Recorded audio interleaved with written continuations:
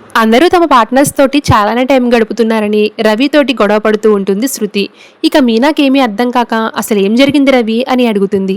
అదేం లేదు వదిన, ఈరోజు సీరియల్లో స్కిన్కి డబ్బింగ్ చెప్పింది. అందులో భార్యాభర్తలు ఎక్కువ టైం గడపట్లేదని విడాకులు తీసుకున్నారట. ఇప్పుడు ఈ బ్రహ్మరాక్షసి ఆ విషయాన్ని పట్టుకుని ఇంత చేస్తుంది అని రవి అంటాడు. ఎక్కువ టైం గడిపినా కూడా బోరు కొట్టి కూడా విడాకులు తీసుకుంటున్నారట అని బాలు కౌంటర్లు వేస్తాడు. అందుకే నేను కాస్త రిలాక్స్ అవుతారని మలేషియా ట్రిప్ అన్నాను అని బాలు చెప్తాడు.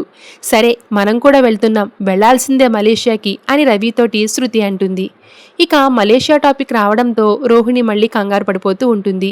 ఆ విషయాన్ని బాలు మీనా ఓ కంట కనపెడుతూ ఉంటారు. మలేషియా నాటకం గురించి శృతి రవికి చెప్దామని మీనా అంటుంది. అంత అవసరం లేదు మీనా, మనం వెళ్లకుండా రోహిణి ఏదో ఒక ప్లాన్ చేస్తుందని బాలు అంటాడు. నాకు కూడా మంచుకొండలు ఉన్న ప్రదేశానికి హనీమూన్ వెళ్లాలని ఉందండి అని మీనా అనేసరికి ఈ సమస్యలన్నీ తీరాక వెళ్దామని బాలు అంటాడు. ఇక మరోవైపు విద్య దగ్గరికి వెళ్లిన రోహిణి తన సమస్య గురించి చెప్పుకుంటూ ఉంటుంది.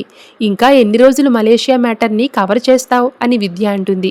మా నాన్న జైల్లో ఉన్నాడని చెప్తే మేనేజ్ చేయొచ్చు అనుకున్నా, కానీ ఇప్పుడు నేనే జైల్లోకి వెళ్లేలా ఉన్నా అని రోహిణి అంటుంది.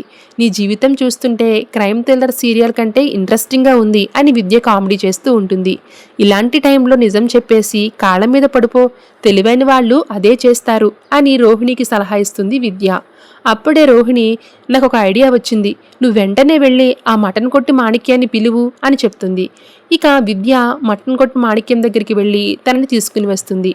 అమ్మో, రోహిణితో కలిస్తే నేను కూడా క్రైమ్లో పార్ట్ అయినట్టు అనిపిస్తుంది. ఇంతకుముందు మీనాకు దొరికిపోయేవాణ్ణి, ఇప్పుడు బాలుకు దొరికితే అంతే. నీకు హెల్ప్ చేయడం అంటే చాలా కష్టం అని మటన్ కొట్టి మాణిక్యం అంటాడు. తన కష్టాలన్నీ చెప్పుకుని దండం పెట్టుకుని మరీ రోహిణి వేడుకుంటుంది. మీరు మీ కుటుంబం గురించి ఆలోచిస్తున్నారు, నేను నా భర్తతో ఉండడం కోసం ఆలోచిస్తున్నాను అని కన్నీరు పెట్టుకుంటూ ఉంటుంది రోహిణి. దాంతో తన కన్నీళ్లు కరిగిపోతాడు మాణిక్యం. ఇదే చివరిసారి అని చెప్పి హెల్ప్ చేస్తానని వెళ్ళిపోతాడు మాణిక్యం.